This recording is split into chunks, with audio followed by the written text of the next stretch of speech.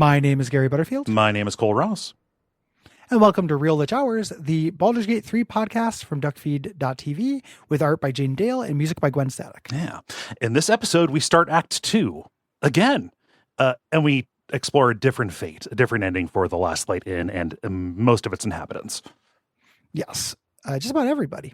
Talk about overcoming overwhelming numbers in Sage Advice. Yeah. We ride the Drider in the Fiend Folio.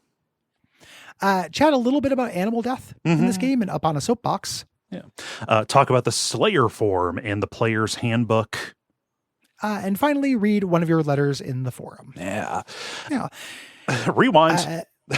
Yeah. We're going back to the beginning of Act 2 for our for my character, for Charnum's urge to this, because it is very different. Go back to the last episode to hear me explain this.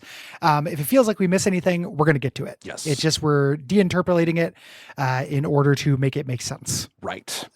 So tricky stuff. Mm-hmm. So you're walking into this, for people who don't remember, your character Charnum, both Dark Urge and you are friendly to, if not sympathetic with, the Absolute Cult. My Charnum wants to use the Absolute Cult to his own ends. Yes, is the idea.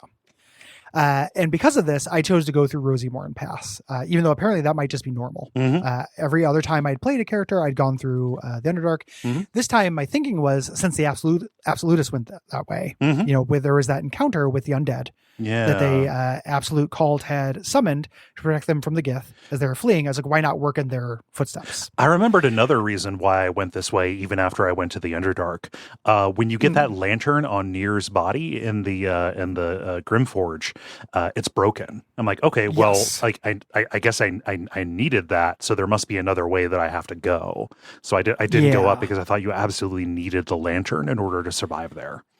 Yeah, you don't know about the shallow and deep pockets of it before you get there. When you go in through this way, you're greeted by a goblin brawler who's very nervous and says, "Are you a true soul?" And because I'm a Dark Urge, I get all the cringy Dark Urge dialogue. I say, "I'm death itself with a tadpole in my head and sin in my heart." But I don't say Punisher or Sephiroth shit.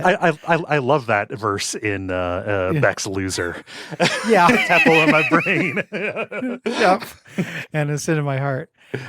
So I just say, no, Minthara sent me. So he explains the basics of the curse, says grab a torch, and I get a mission to follow the caravan. Yeah. This is where, the same stuff we talked about last episode. we get the little basics. Shadowheart is not affected by the curse, and we follow our way with her in the lead till we get to the caravan, and it's full of these weirdos. Again, really fun. I'd never met this crew. Oh yeah. This assorted goblins and orcs here. Yeah, including there's a goblin here who is horrible named Gronag, and he's doing something which I could have intervened, but I didn't know what was going to happen. Okay.